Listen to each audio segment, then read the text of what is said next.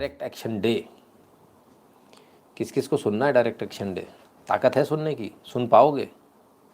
मुझे कुछ दिक्कत नहीं, मैं तो सारा बता दूंगा, पर आपके अंदर ताकत होनी चाहिए सुन पाने की और वो सब कुछ महसूस कर पाने की जो डायरेक्ट एक्शन डे में हुआ।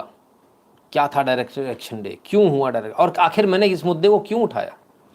मैंने इस मुद्दे को इसलिए उठाया क्योंकि जब मैंने देखा कि जितने प्राइवेट स्कूल हैं, बड़े वाले इंटरनेशनल स्कूल लिखा था ना, वर्ल्ड स्कूल, इंटरनेशनल स्कूल, इनके किसी भी बच्चे को उठाकर पूछ लीजिए डायरेक्ट एक्शन डे, और अगर किसी भी बच्चे ने, जो 12वीं पास हो चुका है, मैं उसकी बात कर रहा हूँ, किसी भी बच्चे ने डायरेक्ट एक्शन डे आपको बता दिया तो मैं गुलामी करूँगा। हमारे आने वाली नस्ल को हिस्ट्री ही नहीं पता। This is not politics, this is history. और उसे हिस्ट्री ही नहीं पढ़ाई गई कि डायरेक्ट एक्शन डे नाम की भी कोई चीज़ हुई थी।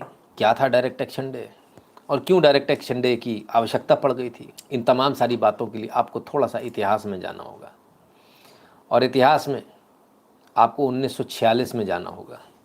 आखिर ऐसी कौन सी बात थी कि डायरेक्ट एक्शन डे जिन्ना ने कॉल किया था, अगर आपको नहीं मालूम हो तो? जिन्ना ने डायरेक्ट एक्शन डे कॉल किया था, और क्यों किया था?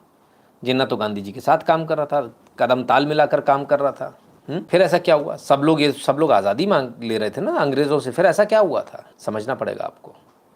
सबसे पहले समझिए कि जो भारत की आज़ादी की जो बात हो रही है, इस आज़ादी की बात को लेकर जो बातें चली, वो लगभग 1940 में आकर मुस्लिम लीग ने स्पष्ट तौर पर कह दिया,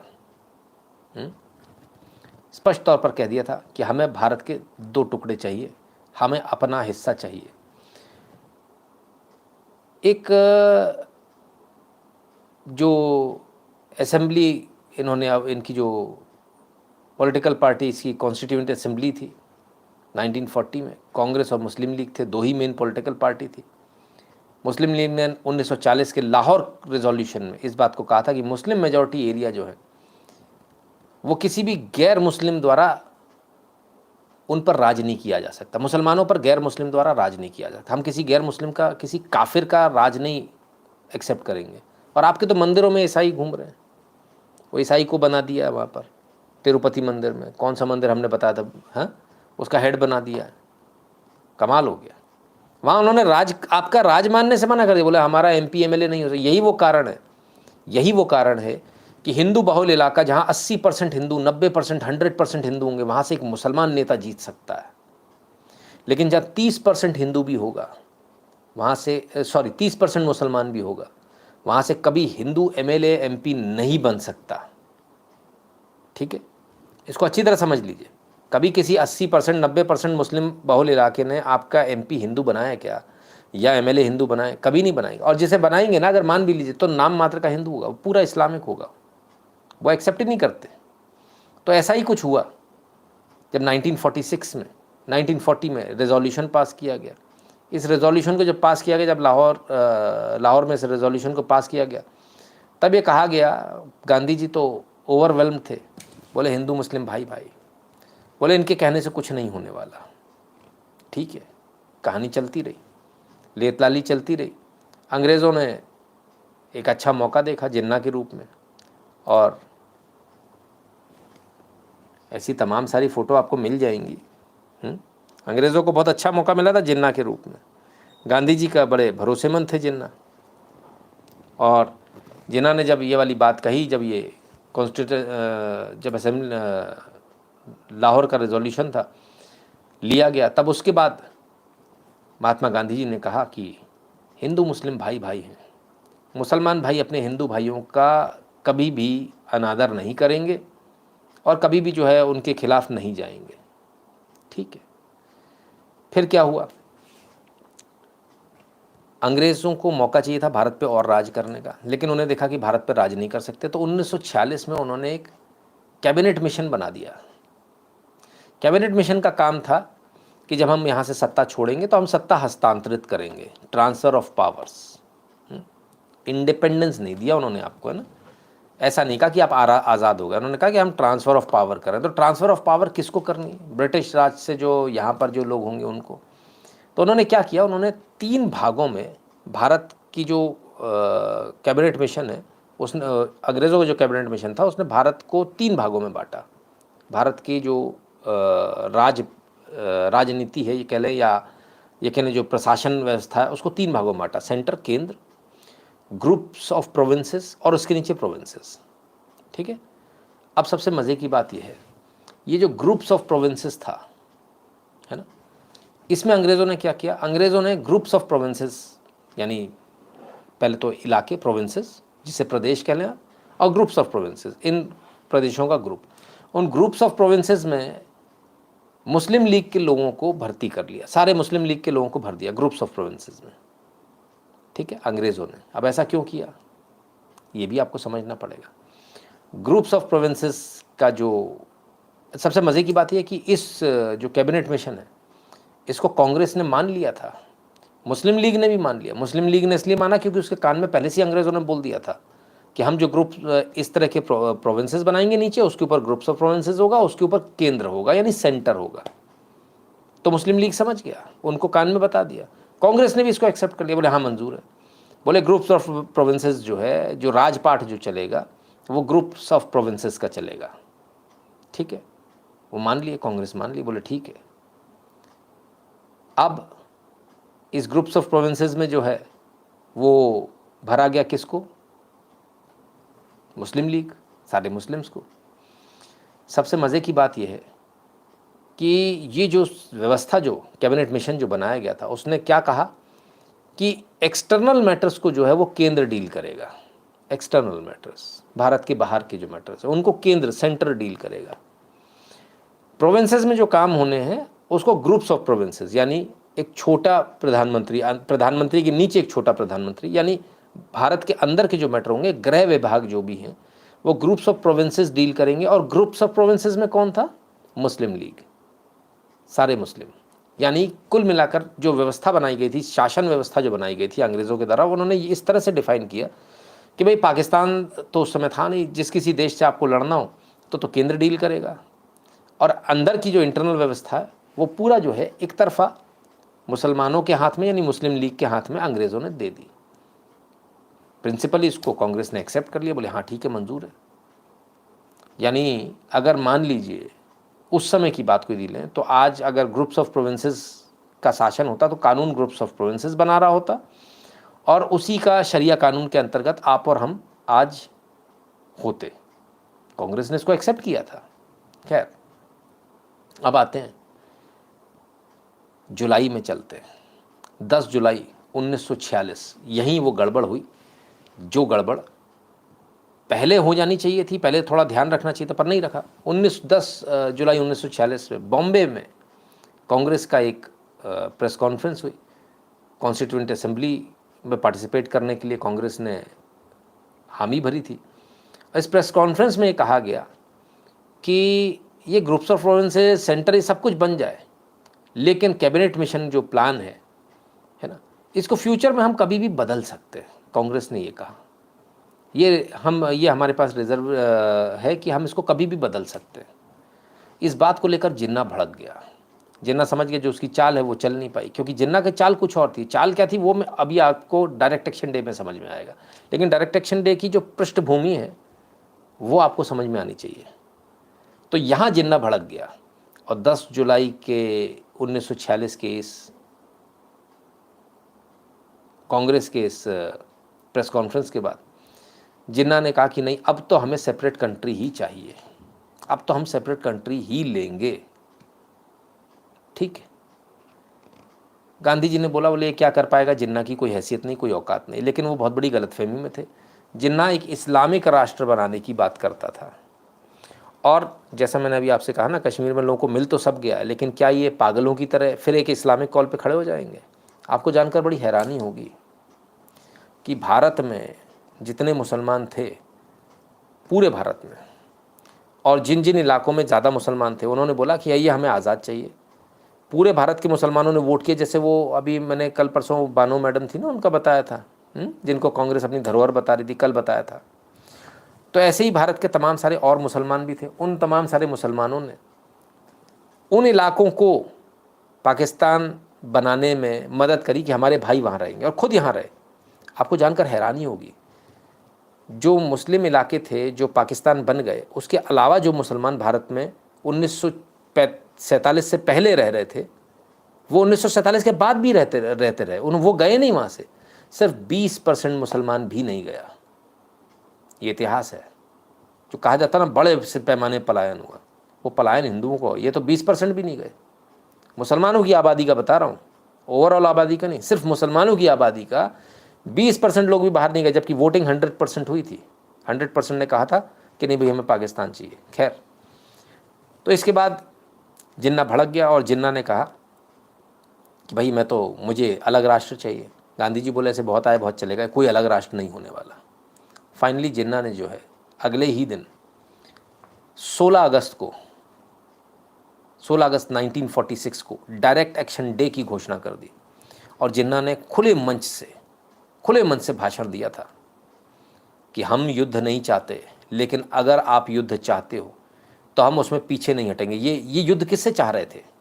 गांधी से नहीं।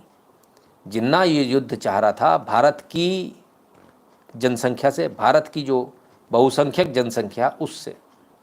और जिन्ना ने खुद खुलकर बोला था, माइक के ऊपर बोला था, लाखों लोगों की भीड़ सुन रही थी कि हम युद्ध नहीं चाहते, लेकिन अगर तुम युद्ध चाहते हो तो हम पीछे नहीं हटेंगे, हम तुम्हें युद्ध देंगे, या तो पाकिस्तान बनेगा नहीं तो हम भारत को बर्बाद कर देंगे।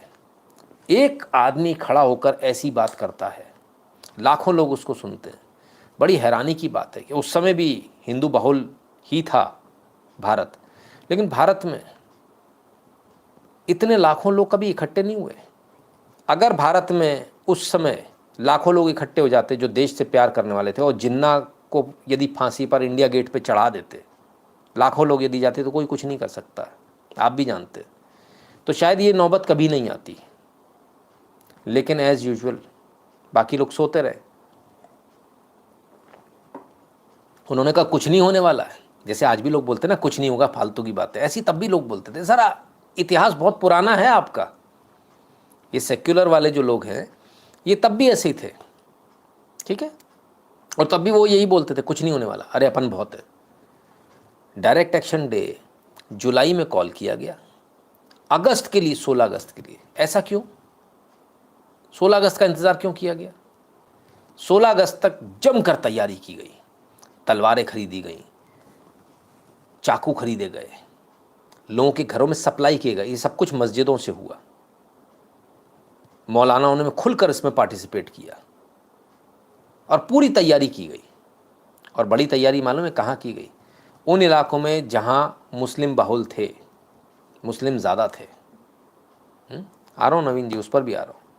उन इलाकों में चलिए, महात्मा गांधी सेक्युलरिज्म को ओवर एस्टिमेट कर रहे थे। उनका नहीं सेक्युलरिज्म बहुत है, हमारे देश में ऐसा हो ही नहीं सकता, क्योंकि जो मुसलमान बने हिंदू से तो बने हैं। बात सही थी। जिन्ना को अंडर एस्टिमेट कर दे, इसके साथ इतने लोग नहीं आएंगे, पर लोग आ गए। जिन्ना ने पूरे भारत में घूम घूम कर इस बात का ऐलान किया कि भाई हम ये कर रहे हैं। अब कहानी कहाँ से शुरू होती है? कहानी शुरू होती है बंगाल से, वेस्ट बंगाल से नहीं, बंगाल से। बंगाल मुस्लिम बहुल इलाका था, बाद में आपने काट के उसको ईस्ट बंगाल वेस्ट बंगाल कर लिया, मतलब वो बांग्लादेश बन गया और बाकी का आपके पास वेस्ट बंगाल रहा, है ना। इसी प्रकार से जो पाकिस्तान है वहाँ पर उन्होंने पाकिस्तान की तरफ टच नहीं किया। जो मेजर जो काम हुआ वो बंगाल में। आखिर बंगाल में ऐसा क्यों हुआ कि बंगाल से ही स्टार्ट हुआ? उसके लिए आपको इतिहास में फिर से जाना पड़ेगा और एक नाम आपको ढूंढना पड़ेगा, हुसैन सोहरावर्दी। ये उस समय के बंगाल का चीफ मिनिस्टर कह ले या प्राइम मिनिस्टर कह लो, उस समय के बंगाल का सीएम हुआ करता था, है ना। और बंगाल में उस समय जो आबादी थी वो 42% हिंदू थे और बाकी जो है मुस्लिम थे। लेकिन कोलकाता में 64% हिंदू थे, 64%। पर वो सारे वही थे, भद्रलोक, अलग ही चरस चाटे हुए। उन्होंने कहा कभी कुछ नहीं होने वाला। और डायरेक्ट एक्शन डे 16 अगस्त को ही क्यों रखा गया, उसका भी एक बहुत बड़ा कारण है, क्योंकि 18वां दिन था, रमज़ान चल रहे थे और ये 18वां दिन था रमज़ान का। और 18वें दिन ही वो कोई बद्र की कोई लड़ाई हुई थी और उसमें जीत हासिल हुई थी, बड़ा काटमार मची थी उसमें भी। इसलिए 18वां दिन चुना गया था। बड़े कमाल की बात है कि 16 अगस्त 1946 को शुक्रवार था, इसलिए भी चुना गया था। जब सारी तैयारी पूरी हो गई, जुलाई से लेकर अगस्त तक, 16 अगस्त तक, सोचिए कितना समय मिला। कहाँ 10 जुलाई और कहाँ 16 अगस्त, 1 महीने से ज़्यादा का समय मिला। 1 महीने से ज़्यादा समय में जब लोग चरस चाट के घूम रहे थे, तब सोहरावर्दी ने एक मीटिंग बुलाई दोपहर 2 बजे के आसपास, नमाज के बाद। ये उस मीटिंग का नज़ारा है। लाखों लोग इसमें आए जो नमाज पढ़कर आए। तमाम सारी जगहों से वो लोगों को बुलाया गया, बोले भाई आ जाओ। सब आ गए। और सोहरावर्दी ने जो उस समय जो भाषण दिया, वो भाषण किसी भी मानवता के इतिहास पर कलंक है, क्योंकि सोहरावर्दी का भाषण एकदम क्लियर था और उसने एकदम स्पष्ट शब्दों में कहा था कि भाई अब आपके पास 2 ही उपाय हैं। वो ये कि या तो आप यहाँ से निकल लीजिए, वही जो कश्मीर वाला था, या हम आपको मार देंगे। इस भाषण के बाद, ये जो भाषण हुआ था ये नमाज के बाद भाषण हुआ था। और भी बहुत कुछ हुआ, लेकिन इस भाषण के बाद जो है ही सारी घटना शुरू हुई थी। जो पैम्पलेट्स बांटे गए थे, उन पैम्पलेट्स में भी लिखा था काफिर तोदेर घोंगशेर आर देर नाई सार्बेक हत्याकांडो घोतबे। मतलब था काफिरों तुम्हारा अंत अब ज़्यादा दूर नहीं, अब हत्याकांड होगा। ये पहले से पैम्पलेट बटे थे सर। ये मेयर साहब थे कोलकाता के, उस्मान, उन्होंने बांटे थे। अब ज़रा समझिएगा, सोहरावर्दी, हुसैन सोहरावर्दी वो मुसलमान था, उस्मान ये भी मुसलमान था, मेयर था SN उस्मान, इन्होंने पर्चे बांटे। ये सब कुछ हुआ। और इसके बाद 16 अगस्त को नमाज के बाद में, नमाज जो जुमे की नमाज होती है उसके बाद में ये हत्याकांड शुरू हुआ। सबसे कमाल की बात है, इसकी प्लानिंग इतनी अच्छी तरीके से की गई थी कि सारे मुसलमानों को मालूम था कि उस दिन दुकान बंद रखनी है, अपने बच्चों को कहीं नहीं भेजना। जैसे दिल्ली दंगों में हुआ था कि अपने बच्चों को स्कूल नहीं भेजना है। प्लान्ड ऐसी होता ना, प्लानिंग ऐसी होती। दिल्ली देखिए, आप चाहे 1946 ले लीजिए, चाहे दिल्ली दंगे ले लीजिए, फ़र्क कुछ नहीं आया, सब कुछ वैसा ही है, प्लानिंग वैसी है। तो हिंदुओं ने अपनी दुकानें खोले रख, अच्छा हिंदुओं को बोला गया था तुम अपनी दुकान खुली रखना, हिंदुओं ने दुकान खुली रखी। और जो मुस्लिम्स हैं उनको कहा गया था कि भाई आप अपनी दुकान बंद रखिए, सबको बुलाया। और उसके बाद अचानक लोगों को समझ में ही नहीं आया कि क्या हुआ। एकदम से अचानक आउट ऑफ द ब्लू एक भीड़ निकलती है, अल्लाह अकबर के नारे लगाती है, लेकर रहेंगे पाकिस्तान के नारे लगाती है। और वो भीड़ बिना पूछे हुए, कोई बात नहीं, घरों में घुसती है और घरों में से घुसकर लोगों को हत्या करना शुरू कर देती है, लोगों को काट देती है। घरों से पकड़ पकड़ के लोगों को बाहर निकाला जाता है और उनकी हत्या कर दी जाती है। और ये सो रहे थे 10 जुलाई से, क्योंकि इनका ऐसा मानना था कि कुछ होना ही नहीं है, आराम से सो रहे थे। He gave order to police take 3 days off. अच्छा, अपने डैड और गोपाल DAD और गोपाल पटाभिवर्ते की डिटेल बताया था, लेकिन इतिहास के बारे में जानना जरूरी, सबको प्रेरणा, ताकि फिर से नू को रोका जा सके। एब्सोल्युटली युगरतन जी। तो ये सब कुछ चल रहा था, हिंदू सो रहा था घर में आराम से, उसको पता ही नहीं था कि दोपहर में अचानक कि कोई मेरे घर में घुस आएगा। और लोग घरों में घुसे, घरों से खींच के निकाला गया और उनकी हत्या का जो सिलसिला शुरू हुआ वो फिर रुकने का नाम नहीं लिया।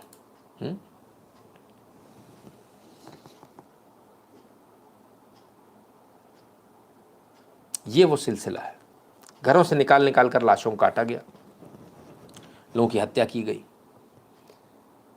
इतनी बर्बरता के साथ किया गया कि आप सोच नहीं सकते। ये सब कुछ जो नज़ारे आप देख रहे हैं डायरेक्ट एक्शन डे के, और आप सोचिए ये डायरेक्ट एक्शन डे में और क्या क्या हुआ। इतना कुछ हुआ जिसे आप न सोच सकते न रोक सकते, सिर्फ आप रो सकते हो आज की तारीख में।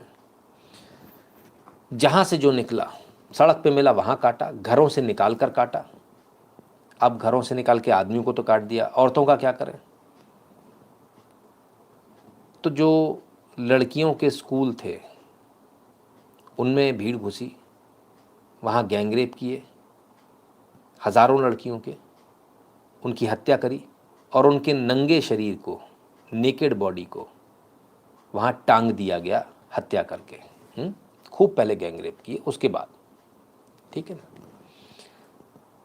जिन जिन घरों में घुसे उनमें भी यही हाल था, जहाँ जहाँ घुसे वहाँ से लड़कियों का गैंगरेप, बच्चियों का गैंगरेप, बच्चों की हत्या कर दी गई, छोटे छोटे बच्चों की आंखों के सामने काटा गया। ये सब कुछ हुआ, आपको जानकर बड़ी हैरानी होगी। और ये नंगा नाच चलता रहा, तमाम सारे लोगों की हत्या हुई। एक बड़ा फेमस टेक्सटाइल मिल थी, गार्डन रीच टेक्सटाइल, इसकी वर्कर यूनियन थी, उसका जो हेड था, वो अध्यक्ष जो उसका था, वो कम्युनिस्ट नेता था सैयद अब्दुल्ला फारूकी। 600 उड़िया मजदूरों को यहाँ काट दिया गया था। कम्युनिस्ट था, जब 600 उड़िया मजदूरों को काटा गया, उससे पहले उन्होंने दौड़ दौड़ के अपने कार्ड दिखाए कि हम तो कम्युनिस्ट कैडर हैं, हम कम्युनिस्ट पार्टी के मेंबर हैं, हम भी कम्युनिस्ट हैं, हम इसी यूनियन के मेंबर हैं। लेकिन सैयद अब्दुल्ला फारूकी का दिल नहीं पसीजा, उसने एक भी काफिर को नहीं छोड़ा। 600 उड़िया मजदूरों को गार्डन रिच टेक्सटाइल में हत्या कर दी गई। यानी वो कार्ड भी काम नहीं आया जिसको लेकर चले थे कि भैया मैं तो फलाना हूँ ढिकाना हूँ। हजारों हिंदुओं को हुगली नदी में हाथ पैर बांधकर फेंक दिया गया ताकि तैर ना पाए, डूब के मर जाए, हजारों की संख्या में। बहुत इंसाफ है। हजारों हिंदुओं को घर के अंदर हाथ पैर बांधकर छोड़ दिया गया और बाहर से आग लगा दी गई, वो जलकर मर गए, हजारों हिंदुओं को। ठीक है, आप सोच भी नहीं सकते कि जो नरसंहार उस समय हुआ उसके लिए हिंदू तैयार ही नहीं था, उसको पता ही नहीं था कि ऐसा भी कुछ होने वाला है।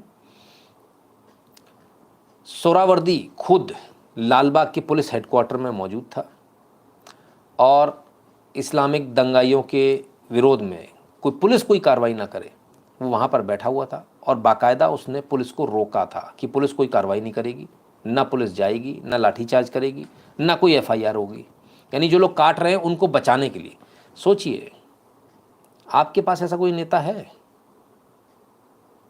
कभी आपके पास रहा? कभी नहीं रहा। लेकिन ये पाकिस्तानी वो पाकिस्तानी दंगाई थे जो ये सारा दंगा कर रहे थे जिन्ना के कहने पर। जिन्ना ने कॉल दी थी, जिन्ना ने कहा था इनको काटो, क्योंकि उसको टू नेशन थ्योरी, दूसरा राष्ट्र चाहिए था।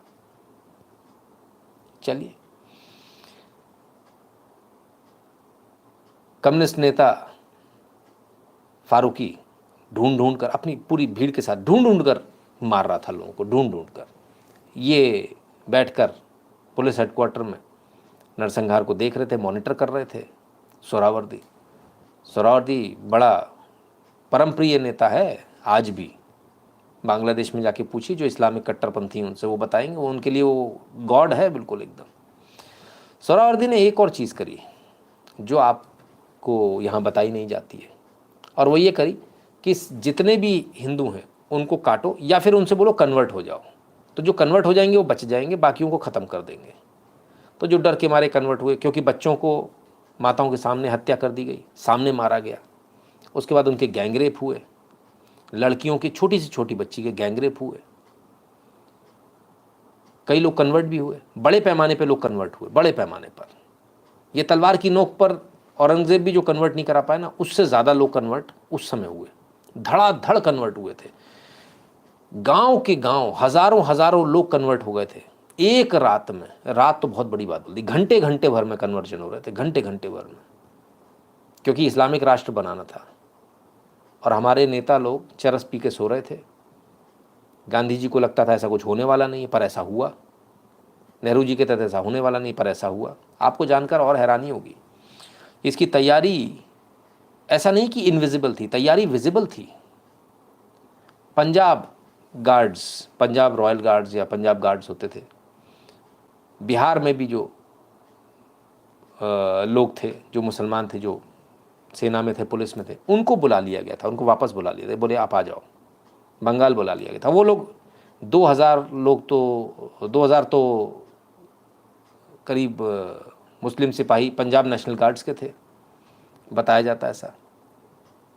उनको वापस बुलाया इतने बड़े पैमाने पर। जब नेशनल गार्ड्स को बुलाया जा रहा, पंजाब नेशनल गार्ड्स को, तो आपकी आंख नहीं खुली कि क्यों बुलाया जा रहा है। यानी कि उन लोगों को बुलाया गया जो स्पेशलाइज थे युद्ध लड़ने में, उनको बुलाया गया, वो वहाँ आए। उसके बाद भीड़ का रूप लेकर, इन्हीं पाकिस्तानियों ने भीड़ का रूप लेकर हिंदुओं पर हमला किया, हिंदुओं को मारा। इसकी भी तैयारी और पहले से कर ली गई थी। कोलकाता में 24 थानों में, कोलकाता में जहाँ हिंदू बाहुल था, हिंदू 64% था, कुछ 60% था, वहाँ 24 थानों में से 22 में मुस्लिम को इंचार्ज बना दिया गया था, एन मौके पर, एन मौके पर। तो ये दिख नहीं रहा था, किसी को पता नहीं था कि ऐसा क्या हो रहा है। लेकिन हिंदू उस समय भी भद्रलोक की चरस चाट के सोया हुआ था। खैर, कत्लेआम की खुली कॉल दी गई, सबके सामने दी गई। पहले बताया गया, जुलाई में ये बात कही गई कि 16 अगस्त को करेंगे डायरेक्ट एक्शन डे। और ऐसा नहीं बताया, नहीं बताकर किया गया था। डायरेक्ट एक्शन डे का मतलब कोई छुपी हुई बात नहीं थी। जिन्ना ने अपने भाषण में स्पष्ट रूप से कहा था, हम युद्ध नहीं चाहते, पर अगर तुम युद्ध चाहते हो तो ठीक है, डायरेक्ट एक्शन डे होगा, आप देख लेना, 15 मिनट के लिए पुलिस हटा लो, देख लेंगे किसमें कितना दम है। कोई आज पहली बार नहीं बोला गया, जिन्ना ने उस समय भी बोला था। ठीक है, लोगों ने नहीं माना, जैसे आज आपने नहीं माना, ऐसा तब भी नहीं माना था लोगों ने। घरों से निकालकर लोगों को काटा गया, स्कूल्स में, कॉलेजेस में गैंगरेप हुए लड़कियों के, उनकी हत्या की गई, उनके नग्न शरीर को टांगा गया था, टांगा नग्न शरीर को, कि उसके बाद शरीर से भी कोई कुछ करना चाहे तो करे। बात सिर्फ इतने पे ख़त्म नहीं होती। ये एकमात्र इतिहास का ऐसा खतरनाक दंगा था, दंगा कहें या प्री प्लान्ड वायलेंस कहें, जिसकी आप कल्पना नहीं कर सकते। इसकी आप कल्पना ही नहीं कर पाओगे, ये इतना भयानक था। घरों में घुसे, आदमियों को मारा, महिलाओं के साथ गैंगरेप किया, बच्चियों के साथ गैंगरेप किया, उठाकर ले गए। सिर्फ उठाकर नहीं ले गए, दे दिया, अब तुम रखो, तुम रखो। तब तक गैंगरेप करते रहे जब तक वो मर ना जाए, तब तक गैंगरेप करते रहे। कोई बची हुई है या कोई मर गई, उसके बाद मालूम है क्या किया गया? उनके गुप्तांग, जो उनकी योनि है, उसको गोदा गया सबलों से, लाठियों से, भालों से। उनके ब्रेस्ट, स्तन काटकर, जो मीट की दुकानें, उन पर लटकाए गए थे। आप सोचिए, ऐसा क्या मानवता में पॉसिबल है? पर ऐसा हुआ है। राजा बाजार में हिंदू लड़कियों के नंगे बदन को हुक से, जैसे लटकाते हैं ना, मांस लटकाते हैं, आप लोगों ने अगर नहीं देखा हो तो ज़रूर देखिएगा, हुक से लटकाते हैं, ऐसे हुक से लटकाया गया था राजा बाजार में, बीफ की दुकान पर, जहाँ गाय को काट के टांगते थे। तब उस समय भी लोग गाय के लिए इतने वो नहीं थे, लोग नहीं आते थे कि किसी गौरक्षक को हमें सपोर्ट करना चाहिए। ऐसा नहीं, हिंदू आज से ऐसा है, शुरू से ऐसा था। ये रियलिटी है। आप सोचिए, आपने दुनिया में कहाँ ऐसा सुना है कि इतना बुरा नरसंहार कहीं हुआ है कि हिंदू महिलाओं के स्तन काट कर लटका दिए गए हों? लटके हैं साहब, हुक में लगाकर कि ये लो फॉर सेल। कोई क्या करेगा? हिंदू लड़कियों की नंगी लाश को, लाश पे भी कपड़ा नहीं, उसको हुक से लटकाया गया राजा बाजार में। ये सब कुछ इसी देश में हुआ सर, कहीं बाहर की बात नहीं कर रहा हूँ, भारत की बात कर रहा हूँ। 16 अगस्त 1946, आप 14 अगस्त का दंश देखिए कि जब भारत का पार्टीशन हुआ, 16 अगस्त का दंश देखिए जब भारत में इतना भयंकर नरसंहार हुआ, और उसके बीच में हमने आज़ादी ली 15 अगस्त को। ये डेट किसने निकाली थी? जो भी था बड़ा बेहुदा आदमी था, इतनी भी तमीज़ नहीं थी कि हम इतिहास में भी कभी खुशी कभी गमी करते रहेंगे। कमाल है। जब उन्होंने गोपाल पाठक रिटेलिएट मिला तो जिहादी ने मोपला हत्याकांड का प्लान किया क्योंकि वहाँ पर मेजोरिटी में थे। आज मोपला हिंदू विहीन है, शिवाजी कहते हैं। हाँ, सुरुचि प्रकाश जी, बहुत बहुत धन्यवाद। खैर, ये सारी चीज़ें, ये सारी घटनाएं भारत के इतिहास के जो बच्चे जो इतिहास पढ़ते ना उसमें से हटा दी गई।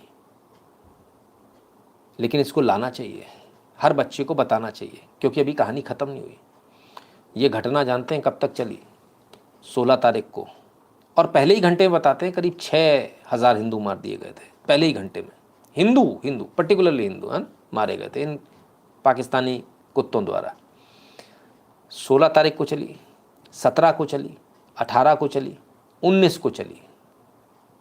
कोलकाता तो हिंदू मेजॉरिटी एरिया था, इसके बावजूद कट रहे थे लोग, क्योंकि उनके पास वो तैयार ही नहीं थे। उन्हें लग रहा था कि सब कुछ सही है। 19 तारीख को सिर्फ कोलकाता में, बाकी जगह नहीं, सिर्फ कोलकाता में एक आदमी खड़ा हुआ और उसका नाम था गोपाल पाठा। उस गोपाल पाठा ने इनके खिलाफ युद्ध छेड़ दिया। वो अपने बंदूकें लेकर इनके खिलाफ तैयार हो गया और सिर्फ एक दिन में उसने हिंदुओं को मोबिलाइज कर लिया। हिंदू जब कटता है तभी एक होता है। तब उसको गोपाल पाठा लगा कि सही है। हिंदू इससे पहले गोपाल पाठा को गालियां देता था। हाँ, क्योंकि गोपाल पाठा की भी जो है, हमने जहाँ पिछली बार बताया था, जहाँ तक मुझे याद पड़ता है, उनकी मांस की दुकान थी कि तू तो भाई फलाना करता, तू तो ढिकाना, हमारे यहाँ तो ये रहता ना, और तुम तो हिंदूवादी हो, फलाने हो, ढिकाने हो। हिंदू गाली देता था उससे पहले। बाद में भी हिंदू ने गाली दी, गांधी जी ने तो गोपाल पाठा को बाद में भी गाली दी। जब 19 तारीख को गोपाल पाठा ने इनके खिलाफ हथियार उठाए और जब हिंदू इसके पीछे आके खड़े हो गए तो महज 1-2 दिन में दंगे बंद हो गए, सिर्फ कोलकाता में। गोपाल पाठा के हाथों बहुत बुरी तरह से जिन्ना ने मात खाई थी। जिन्ना को मुंह की पड़ी। जिन्ना ने सोचा नहीं था कि ऐसा भी हो जाएगा, लेकिन जिन्ना को ऐसा देखना पड़ा। बेचारे को समझ में नहीं आया क्या करें। जिन्ना के लिए उल्टी कहानी हो गई। क्यों रोकना पड़ा दंगा जानते हैं? इसलिए रोकना पड़ा क्योंकि अब कलकत्ता में, जिसे आज आप कोलकाता कहते हो, कलकत्ता में स्थिति बदल चुकी थी। कलकत्ता में अब तक जो हिंदू लोग पिट रहे थे या हिंदुओं के जो कत्लेआम हो रहे थे वो बदल गए थे। एकदम से टर्न अराउंड हो गया है ना, टेबल घूम गई।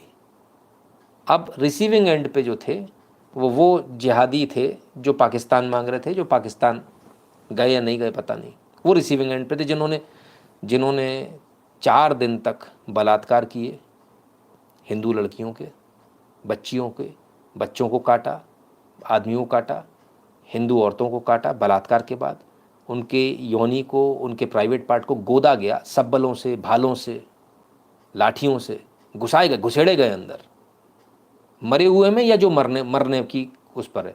100 लोग रेप करेंगे तो जो मरने की अभी सांस चल रही लेकिन मरी नहीं है, तो ऐसे घुसेड़ के इसको मार दो, इसकी हत्या कर दो। ये सब कुछ हुआ सर। आप क्या कोई इतिहास नहीं बताता ना? तब जब गोपाल पाठा ने जब रिटेलिएट किया तब उनको बचना मुश्किल हो गया। तब जो है कम से कम कोलकाता में दंगे। इतने बुरे इतिहास के बाद कोलकाता वाले लोग कैसे सो सकते, मुझे आज तक समझ में नहीं आता। आज भी सो रहे हैं। खैर, जिन्ना का जो प्लान था कलकत्ता को कैप्चर करने का वो तो फेल हो गया। अक्टूबर में फिर से प्लान किया गया, अक्टूबर में करेंगे। ठीक है, फिलहाल जो दंगे हुए, राइट अल्टीमेटम, जॉइन इस्लाम और बर्न, ये अल्टीमेटम दिया गया था 20 अक्टूबर को कलकत्ता। जिंदा जला देंगे, इस्लाम ज्वाइन कर लो, नहीं तो जिंदा जला देंगे। कमाल है। खैर, नोआखली कांड हुआ, सबसे खराब जो कांड हुआ वो नोआखली में हुआ। ईस्ट बंगाल यानी जो बांग्लादेश बन गया, उसमें सबसे ज़्यादा हिंदुओं को मारा गया। नोआखली कांड भी ऐसा ही हुआ, गैंगरेप हुए, बहुत बुरी तरह से लोगों को मारा गया। ये तस्वीरें आप पहले भी देख चुके हैं। बुरी तरह से लोगों को मारा गया, टुकड़े टुकड़े लोगों के लिए कर दिए गए। सारी कटिंग्स हम आपको पुरानी कटिंग्स दिखा रहे हैं। 6 लाख मर्डर इन 7 days, 6 लाख हिंदुओं की हत्या कर दी गई थी सिर्फ 7 दिनों में। कितने? 6 लाख। मुझे गलत तो नहीं दिख रहा भाई? पढ़ लेना जरा। जब गोपाल पाठा ने रिटेलिएट किया तब कुछ हिंदू बच पाए। गांधी जी ने गोपाल पाठा के खिलाफ ही मोर्चा खोल दिया। बोले गोपाल पाठा ने गलत किया, उसे ऐसा नहीं करना चाहिए था। कमाल है, गजब है। मतलब जो बताने निकला उसी की लंका लगा दी। सबसे मज़े की बात यह है कि ये जो लोग थे, ये 1 लाख या 2 लाख लोग थे जो इस तरह के वायलेंट लोग थे। इन्होंने मारा कितनों को? 6 लाख को। अब आप ज़रा 1 मिनट के लिए सोचिए, यदि 6 लाख लोग अगर ये रिटेलिएट करते एक साथ, सोते नहीं रहते, तो क्या ये 1 लाख 2 लाख लोग बच पाते जो पाकिस्तानी थे? ये नहीं बच पाते।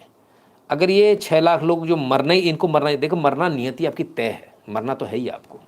यदि ये 6 लाख लोग मरने की जगह 1 लाख लोग ये पाकिस्तानी जिन्ना के घर में घुस जाते और इसको फांसी पे लटका देते इंडिया गेट पर, तो क्या ये डायरेक्ट एक्शन डे होता? नहीं होता। पहली गलती कहाँ? जब किसी ने वार्निंग दी आपने उसको लाइटली लिया। दूसरी गलती कहाँ? आपने तैयारी नहीं करी और लगातार आपको दिख रहा था तैयारी हो रही है। पंजाब नेशनल गार्ड्स बुलाए जा रहे हैं, फलानी जगह से, बिहार से भी लोगों को बुलाया जा रहा है, दुनिया जहां से लोगों को बुलाया जा रहा है, आपको दिख रहा है, आपको दिख रहा है हथियार बन रहे हैं, लेकिन आप सोते रहे। आपके पास आलू छीलने वाला चाकू था, इस आलू छीलने वाले चाकू से थोड़ा बाहर आ जाओ, है ना? नहीं तो ये हिस्ट्री हमेशा होती रहेगी। कहते हैं ना, हिस्ट्री रिपीट्स इटसेल्फ। मैं नहीं कह रहा हूँ, ऐसी कहावत है अंग्रेजी में, सुप्रीम कोर्ट को समझ में आएगी। इतना सब कुछ हो रहा था। खैर, बेचारे बहुत सारे लोगों ने बहुत सारी दलीलें दी, और दलीलें जो थी वो हम कम्युनिस्ट हैं, हम फलाने हैं, लेकिन काम कोई नहीं आई, काटे सारे गए। बड़ी ही अजीब बात है कि इसके बाद ऐसा बताया जाता है कि गांधी जी ने कहा था कि नहीं, अभी भी हम हिंदू मुस्लिम भाई भाई हैं, अभी भी जो है ये जो है हम इस भाईचारे को कायम रखेंगे। गोपाल पाठा, गुड नेम गोपाल चंद्र मुखोपाध्याय। अच्छा, ठीक है, तो धन्यवाद आशीष जी बताने के लिए। तो जो फेमस नेम है गोपाल पाठा ही है, और गोपाल पाठा की जो स्थिति थी वो ये थी कि उनके खिलाफ जो केस लगे थे उनको वापस लिया जा सकता था, किया कराया जा सकता था। गांधी जी ने बोला नहीं, ये केस इनके ऊपर चलने चाहिए। गोपाल पाठा अभी कुछ टाइम पहले ही गुमनामी की ज़िंदगी जीते रहे, उसके बाद भी हिंदुओं के सेवियर की हालत देखिए, हिंदुओं के सेवियर्स की हालत आपने देखी? हिंदुओं के सेवियर्स की ये हालत है कि वो अपने ही लोगों को नहीं बचा पाते, अपने ही लोगों को नहीं पहचान पाते, उनके साथ नहीं खड़े हो पाते। और जो हिंदुओं के सेवियर होते हैं वो या तो गुमनामी की ज़िंदगी जीते हैं या मौत के घाट उतार दिया जाता है उनको। खैर, विक्टोरिया कॉलेज फेमस कॉलेज था अंग्रेज़ों के ज़माने का। आर्म्ड मॉब, हथियारों से लैस लोग इसमें घुसते हैं, वहाँ की लड़कियों का गैंगरेप करते हैं विक्टोरिया कॉलेज में। उनकी जो खिड़कियाँ हैं उस पर वस्त्र विहीन नग्न उनकी लाशों को टांग देते हैं गैंगरेप करने के बाद। इतना रेप किया कि मर गई, इतना रेप किया लाखों लोगों की भीड़ ने कि मर गई, तो उनकी लाशों को वहाँ टांग दिया गया शोकेस। डरावना था कि डरो, ऐसा नहीं कि इतना घिनौना काम करने के बाद चुप हो गए, नहीं, बाकायदा टांगा गया ताकि आपको मालूम रहे। खैर, इस इतिहास के इतने बड़े पन्ने को गायब कर दिया गया। अब आते हैं, हमने कहा हिंदुओं के जो सेवियर होते हैं, जो झंडा लेकर चलते हैं, सबसे बुरा हाल इनका होता है, सबसे बुरा हाल। क्योंकि हिंदू वो गद्दार कौम है जो कभी अपने लोगों के साथ खड़ी नहीं होती, वो ना उसके पास बहाना होता है हर बार कुछ ना कुछ। अब हम आपको उसका एक एग्जाम्पल दिखाते हैं। हिंदू महासभा के जो एक नेता थे, प्रेसिडेंट थे, अध्यक्ष थे हिंदू महासभा के, राजेंद्र लाल रॉय चौधरी, सबसे बुरा हाल इनका हुआ। बाकायदा इनके घर में घुसे और जो वहाँ पर जो मुस्लिम लीग के लीडर थे गुलाम सरवर ने इनके घर पर हमला करवाया। 15,000 के आसपास लोग घुसे। रॉय चौधरी साहब का सबसे पहले सिर काटा गया। तश्तरी में रखकर, बताते हैं, तश्तरी में रखकर गुलाम साहब को पेश किया गया। इसके बाद इनकी लड़कियों को लेकर आए, हिंदू महासभा के जो अध्यक्ष थे उनकी लड़कियों को लेकर आए। पहले गुलाम साहब ने उनके साथ गैंग रेप किया, फिर उसके बाद गुलाम साहब ने अपने गार्ड्स को, अपने नौकरों को दे दिया, लो जब तक रेप करो जब तक मर ना जाए, जब तक रेप करो जब तक मर ना जाए, और जब तुम्हारा मन भर जाए तो नीचे और देते चले जाना, पास ऑन करते चले जाना। और तब तक उनके साथ रेप किया गया जब तक वो मर नहीं गई उनकी लड़कियां। खैर, लक्ष्मीपुर, एक वीक में लक्ष्मीपुर इलाका था, बेगमपुर, रामगंज, रायपुर, करीब 1 लाख से ज़्यादा हिंदू लड़कियों का यहाँ बताते हैं कि गैंगरेप हुआ, कत्ल किया गया, सेक्स स्लेव बना लिया गया, सेक्स स्लेव बनाकर उन्हें बाज़ार में बेच दिया गया। लाखों की तादाद में लोगों ने अपने घर छोड़े, घर छोड़कर भाग गए, लाखों की तादाद में। कई लोगों को गाय का मांस खिला के कन्वर्ट कर, अच्छा कन्वर्ट भी ऐसा नहीं कि कन्वर्ट हो गया, आपने बोल दिया कि हम कन्वर्ट हो रहे, नहीं नहीं, ऐसा नहीं।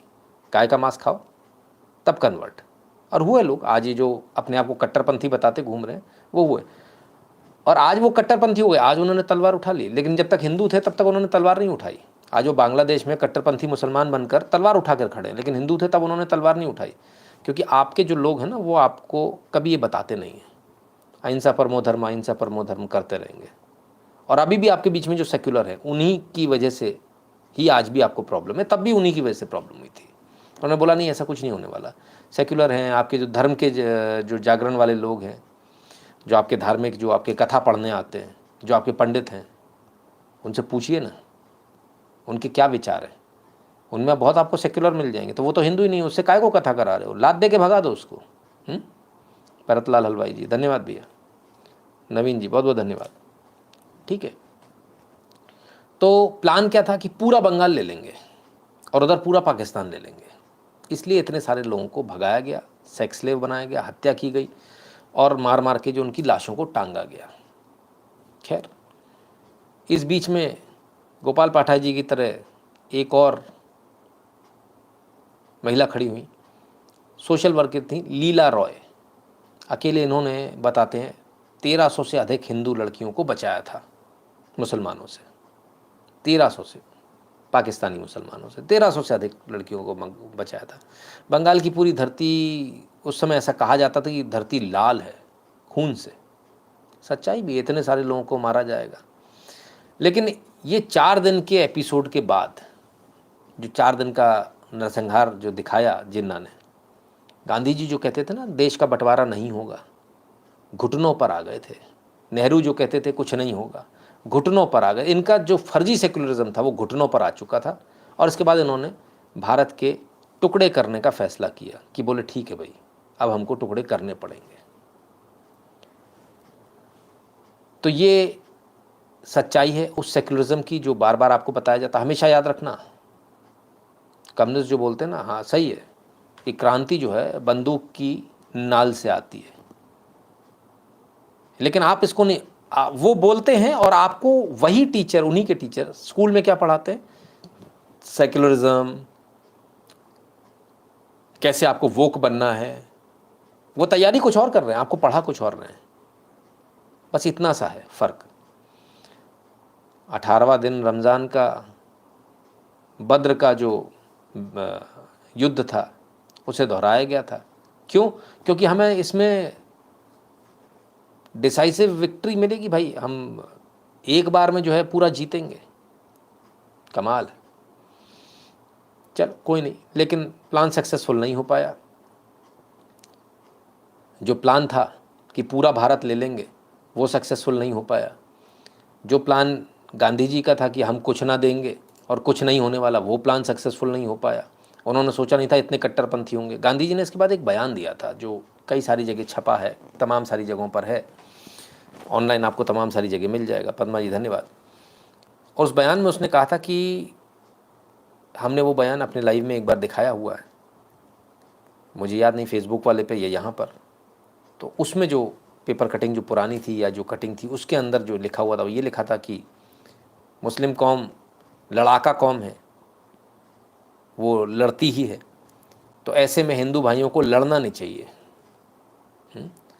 और जिन औरतों के साथ रेप हो रहा है तो रेप के बाद उनके साथ घिनौना रेप ना हो और उनकी हत्या ना कर दी जाए, तो उनको रेप में कोऑपरेट करना चाहिए कि अच्छा लेट जाओ, अपनी टांगें फैला लो, आ जाओ तुम रेप कर लो, पीछे 50 लोगों की लाइन लगी, आ जाओ, आराम आराम से करना, धीरे धीरे करना।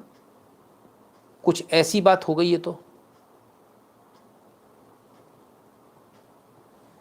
नवीन जी कहते सिमिलर, हाँ सिमिलर स्टेटमेंट, ठीक है ना। तो ऐसी तमाम सारी चीज़ें इसके बाद भी आई। ये बड़ी बेशर्मी वाली बात थी। अगर वाकई में देखा जाए तो लोग कहते मानवता पे ब्लॉट, ये सब बड़ी छोटी छोटी चीज़ें, छोटी बातें हैं।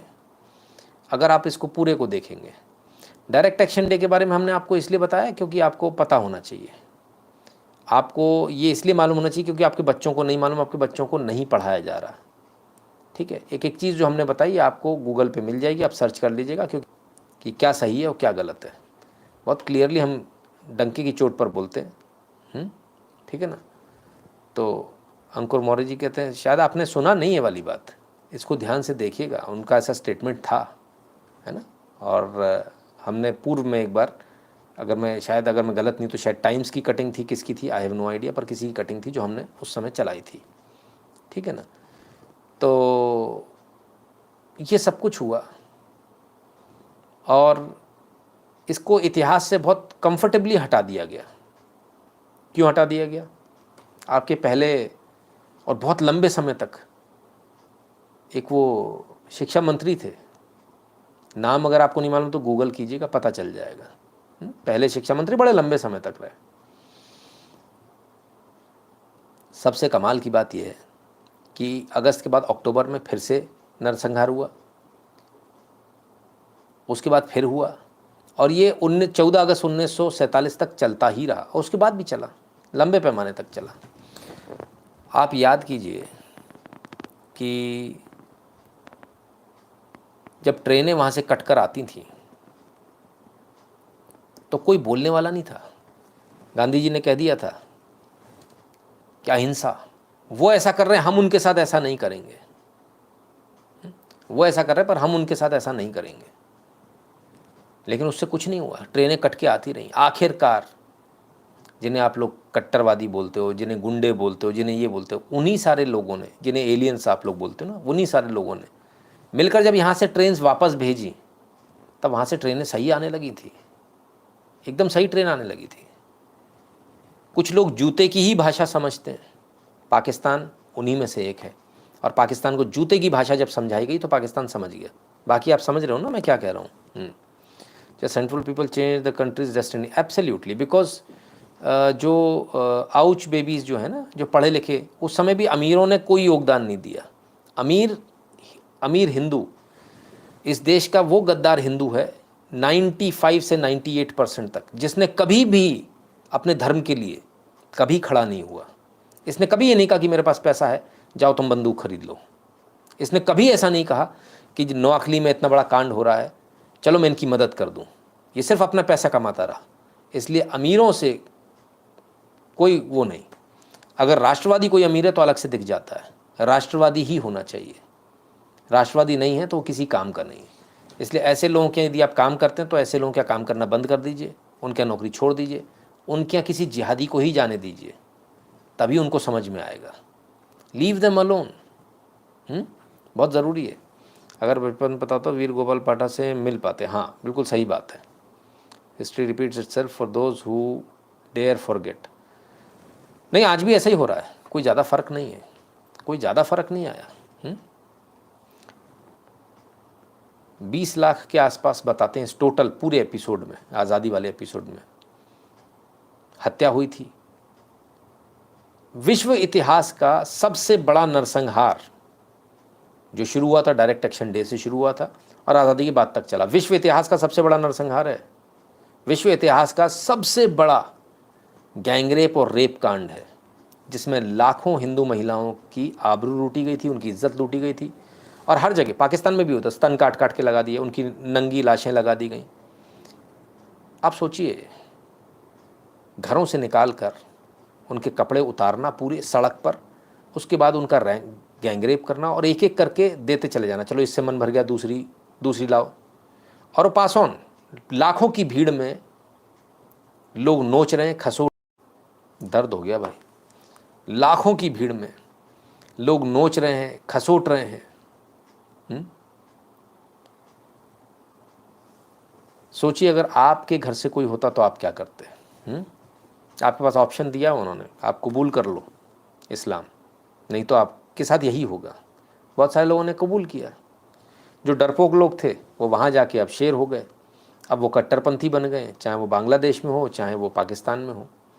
तो ये रियलिटी है और इस रियलिटी को हमको भूलना नहीं चाहिए, ठीक है ना। आज बहुत सारे लोग सेकुलरिज्म की बात करते हैं, तमाम सारी बातें करते हैं, उनको शायद डायरेक्ट एक्शन डे, नौ अखली कांड, मोपला, ये सब नहीं मालूम है। इसलिए हम कहते हैं इसको पढ़िए, ये आपका इतिहास है और जब आप इसको पढ़ेंगे तब आपको पता चलेगा। मैं आपको फिर से एक बार दोबारा से चैलेंज कर रहा हूँ, मैं फिर से एक बार दोबारा आपको चैलेंज कर रहा हूँ। आप जितने भी वर्ल्ड स्कूल और इंटरनेशनल स्कूल से पास आउट 12वीं का बच्चा हो, फर्स्ट ईयर सेकेंड ईयर में हो, उससे ज़रूर पूछिए कि क्या तुमको डायरेक्ट एक्शन डे मालूम है। उसे नहीं मालूम होगा, खासकर आपके जो मेट्रो वाले हैं, दिल्ली, मुंबई, कलकत्ता, मद्रास और जो बड़े बड़े शहरों वाले हैं, इन बच्चों को डायरेक्ट एक्शन डे नहीं मालूम है।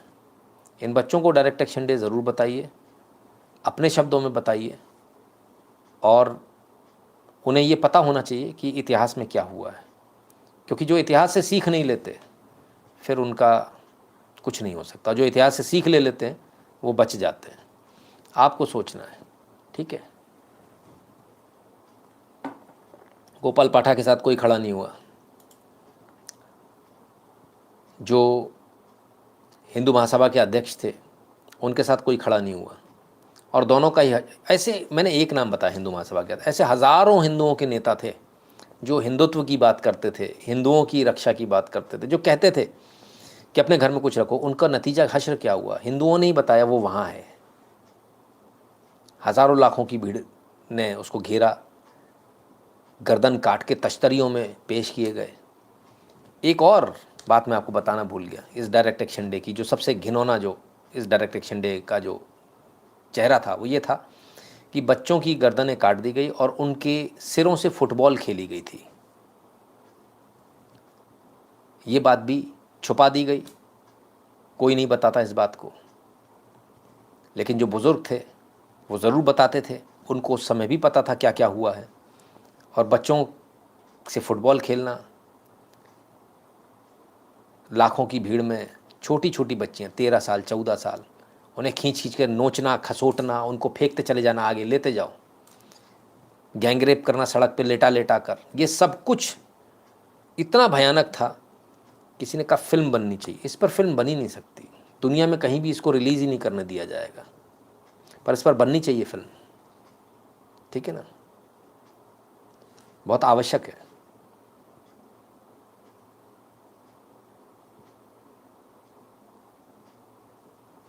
हमारी बलि प्रथा को ख़त्म कर दिया गया, कोई कराए, सही बात है। भामाशाह ही राष्ट्रवादी अमीर का सर्वश्रेष्ठ एग्जाम्पल थे, जिन्होंने छत्रपति शिवाजी को हथियार और सेना के लिए उस समय करोड़ों का खजाना राष्ट्र को समर्पित कर दिया था। एब्सोल्युटली, ठीक है ना। तो ऐसा नहीं कि आजकल ही फुटबॉल खेली जा रही है सर काट के, ये इतिहास तो बहुत पुराना है। 1946 तो दिख ही रहा है, उसके पीछे भी जाएंगे तो वहाँ पे भी ऐसा ही दिखेगा, ठीक है ना।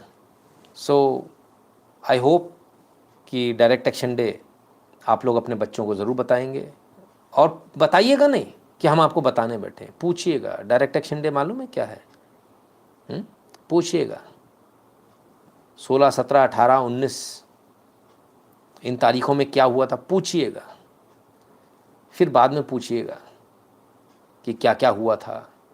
उन्हें उसके बाद भी गूगल पे सर्च करके भी उन्हें कुछ नहीं मालूम चलेगा, क्योंकि वहाँ से भी चीज़ें हटा दी गई हैं, है ना। तो उम्मीद करेंगे कि आप सब अपने बच्चों को बताएंगे।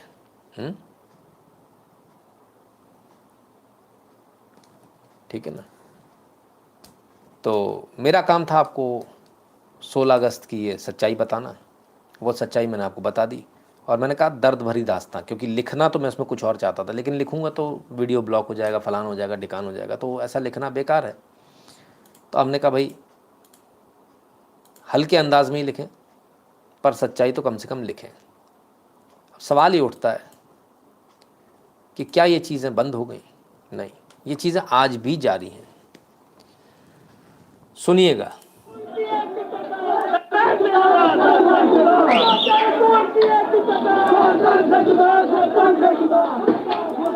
सर तन से जुदा के नारे लग रहे हैं, चर्च में आग लगा दी गई, और ये पाकिस्तान से वीडियो आ रहा है, अभी भी वो पागलपन जारी है। आज भी चर्च में आग लगाई जा रही है, बच्चे इसमें जिंदा जल के मर गए। ओबामा अब कुछ कह नहीं रहा, भारत में आके उसने बोला था भारत में ऐसा है वैसा है, यहाँ पर जो है धार्मिक जो है सौहार्द खराब हो रहा है, फलान हो रहा है, ढिकान हो रहा है। लेकिन वो ओबामा मर गया, उसकी माँ भी मर गई, अब उसका ख़ानदान मर गया। जो बाइडन भी मर चुके हैं, क्योंकि उनको भी नहीं दिख रहा कि चर्च टूट रहा है।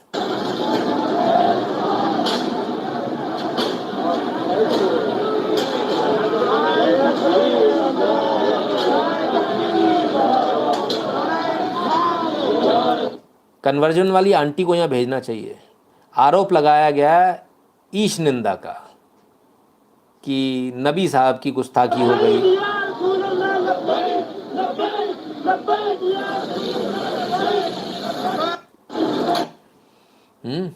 कमाल है भाई, कमाल।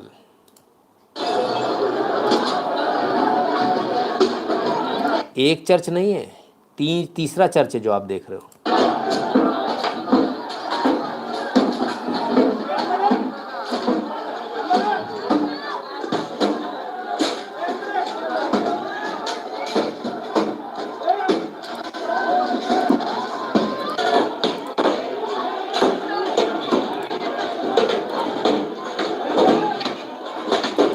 भारत में चोरों ने जब खिड़की तोड़ी थी चोरी के लिए एक चर्च की, और वो भी ईसाई थे, तो हंगामा हो गया था। पोप का भाषण आ गया था। पोप है इस दुनिया में कि नहीं है? पोप का पता तो कर लो, पोप इस दुनिया में है या नहीं है भाई, किधर चले गए? ओ सॉरी, मुझे सामने वीडियो दिखाना था आपको। आग लगा दी गई, आग के हवाले कर दिए गए चर्च।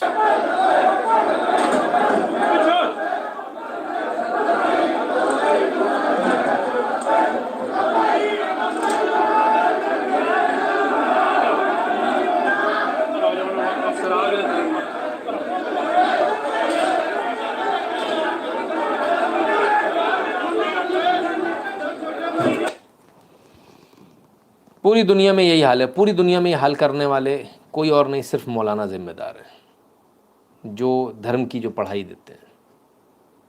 इसलिए मैं हमेशा भारत में कहता हूँ कि आप कभी भी भीड़ पर गोली मत चलाइए, भीड़ पर लाठीचार्ज मत कीजिए। आप सिर्फ वहाँ के मौलाना को उठा लीजिए, जिसने इनको इंस्टिगेट किया है, जिसने वहाँ नमाज में ये किया है। और हर मस्जिद के अंदर, जिस भी देश को सुरक्षित रहना, हर मस्जिद के अंदर, जैसा फ्रांस ने किया ना, सीसीटीवी कैमरा लगा होना चाहिए, माइक्स लगे होने चाहिए, सब कुछ लगा होना चाहिए, सरकार सुनेगी। और एक शब्द भी इधर उधर गड़बड़ किया, अंदर डालो। यही एकमात्र तरीका है किसी भी देश को सुरक्षित रखने का, वरना पाकिस्तान बन जाओगे थोड़े दिनों में। कोई बोल नहीं रहा चर्च इतना टूट गया फूट गया। जो तब हो रहा था वो आज भी हो रहा है, जो 1946 में हो रहा था, डायरेक्ट एक्शन डे में हो रहा था, वो आज भी हो रहा है। कोई फ़र्क नहीं आया। नीला परांजपे जी ज़रूर बताएंगे, करें। बहुत बहुत धन्यवाद। नवीन जी कहते हैं west desperately want to help in Manipur. हाँ, मणिपुर में उन्हें मदद चाहिए करनी है, लेकिन पाकिस्तान में बोलती बंद हो गई है। तो ये रियलिटी है। बड़े बेशर्म लोग हैं साहब। खैर, कहाँ तक हम इन लोगों से लड़ेंगे, इनकी बेशर्मी को देखेंगे। आप तक मुझे सच्चाई पहुंचानी थी, वो मैंने आप तक पहुंचाई, और बाकी आपके ऊपर है, आपको इसमें क्या करना है। माइक कहते हैं अगर घर में एक ही बच्चा होगा तो यही होगा ना। उस समय तो एक नहीं होते थे तो भी ऐसे ही थे। उस समय तो एक नहीं थे तो भी ऐसे ही था हाल। ठीक है ना। तो ये स्थिति है सर। रोना आ रहा है, लिख रहे हैं शायद अपना फ्यूचर देखकर। नहीं, फ्यूचर नहीं, पास्ट देख लो तो फ्यूचर दिख जाएगा। पास्ट में जब आप देखोगे ना तो फ्यूचर अपने आप दिख जाएगा। पास्ट प्रतिबिंब होता है, आईना होता है आपके फ्यूचर का। ठीक है ना। इसलिए अपने पास्ट को बदल लो तो फ्यूचर बदल जाएगा। पास्ट को तो बदल नहीं सकते तो फ्यूचर ही बदल लो। क्लियर है ना। So there we go. किसी के मन में कोई सवाल हो तो 1 मिनट के अंदर आप लिख दें, सुपर चैट के ज़रिए लिख दीजिएगा, हाईलाइटेड कमेंट आएगा, हमको पढ़ने में आसानी होगी। कहीं कोई मन में सवाल, एक सज्जन बहुत देर से बोल रहे थे कि ये गलत है, ऐसा कुछ नहीं हुआ, ऐसा कहीं नहीं हुआ, इसलिए हमने बीच में पेपर कटिंग दिखा दी। वो भाई साहब उसके बाद चुप हो गए। सेकुलरिज्म उनके पिछवाड़े में घुस गया बहुत अंदर तक, और अब वो बाहर नहीं निकलेगा। ये वो लोग हैं जो जिनको सबसे अच्छा फ्लेक्सिबिलिटी इनकी बॉडी में बहुत अच्छी है। इनको जब आप सच्चाई दिखाते हैं ना तो ये अपना मुंह अपने पिछवाड़े में अंदर घुसा लेते हैं। इनकी बॉडी बहुत फ्लेक्सिबल है। हमारी तो इतनी मुड़ती नहीं है, पर इनकी गजब मुड़ती है, पूरी मुड़ जाती है और अंदर पिछवाड़े में अपना मुंह घुसा लेते हैं। बोले हम सच नहीं देखेंगे साहब। शुतुरमुर्ग जो होता है वो रेत में मुंह धंसाता है। अब इनको रेत तो मिलती नहीं, इनको अपना पिछवाड़ा मिलता है, उसमें मुंह घुसा लेते हैं पूरा। ठीक है, उनको वही मुबारक हो। मुझे कुछ लिखना था, नहीं करने दिया यूट्यूब ने। हाँ विनय जी, हो वो बिल्कुल हो सकता है ना। तो बिल्कुल ऐसा हो सकता है, कोई बड़ी बात नहीं है। All hurt from my father. हाँ हरदीप कौर जी, बिल्कुल आपने सुना होगा, अवश्य सुना होगा, इसमें कोई दो राय नहीं है। यदि आप हमारी वीडियो देख रहे हैं, यदि आप तक हमारे वीडियो पहुंच रहे हैं, तो कृपया करके सच की इस आवाज़ को ऐसी ही बुलंदी के साथ सुनते रहने के लिए क्यूआर कोड को स्कैन करके अपनी अपनी फ़ीस भर दीजिएगा। क्योंकि अगर आप सपोर्ट नहीं करेंगे तो गोपाल पाठा और विश्व हिंदू परिषद, हिंदू महासभा के जो अध्यक्ष के साथ हुआ वो भविष्य में होता रहेगा, वो हमेशा होता रहेगा। You have to support. 8770720196 पर गूगल पे, पेटीएम, फ़ोनपे के माध्यम से। और जो भारत के बाहर हैं वो patreon.com/नितिन शुक्ला या फिर paypal.me/नितिन शुक्ला GWL पर जाकर ध्यान से अपना अपना सपोर्ट, अपना अपना कंट्रीब्यूशन कर दें। याद रखना, मैंने पहले भी बताया था, फिर से बता रहा हूँ, जो अमीर हिंदू होता है ना, गद्दारी उसकी तरफ से ज़्यादा है, 95 से 98%। राष्ट्रवादी उसमें 2% से 5% है मैक्सिमम, और उन्हीं की दम पर अभी तक आप टिके हुए हो। और जो अमीर हिंदू जो सोच रहा है कि मैं जो है मुझे कुछ फ़र्क नहीं पड़ेगा, तो जो गरीब जो लड़ाई लड़ रहा है ना, वो आँच आप तक तब तक है जब तक वो शील्ड बनकर आपकी खड़ा है। इसलिए आज आँच आप तक नहीं पहुंच रही। जिस दिन वो शील्ड हट जाएगी, आँच आप तक पहुंच जाएगी, और जो पाकिस्तान में हुआ, जो बांग्लादेश में हुआ, वहाँ हिंदू नहीं बचे, वो आपके साथ भी हो जाएगा। पर ये लोग तो वो है ना, इनको तो पैसे से मतलब है, कन्वर्ट हो जाएंगे, कटवा लेंगे, इनको क्या दिक्कत है ना। तो इसलिए आप लोगों से निवेदन है, कृपया करके अपने जो लोग हैं उनको सपोर्ट करना ज़रूर हर समय कीजिए, और किसी भी परिस्थिति में कीजिए। जैसे वो बिट्टू बजरंगी वाली बात हुई, हमने बोला हम तो सपोर्ट करेंगे। मोनू मानेसर वाली बात हुई, हमने कहा हम तो सपोर्ट करेंगे। अदालत जब आप अपराधी साबित करेगी तब देखेंगे, उसकी अपील होगी, है ना। Secularism nothing but communism, it's camouflage, absolutely, है ना। तो कुल मिलाकर ये था आज का लाइव। यदि आपको आज का लाइव पसंद आया हो तो हमें कमेंट सेक्शन में ज़रूर बताइएगा, और बाकी क्या करना है, कल मिलते हैं बहुत सारी न्यूज़, बहुत सारे एनालिसिस के साथ। तब तक के लिए स्वस्थ रहिए, मस्त रहिए, अपना खूब सारा ख्याल रखिए, और भगवान की कृपा आप सब पर बनी रहे। बहुत बहुत धन्यवाद।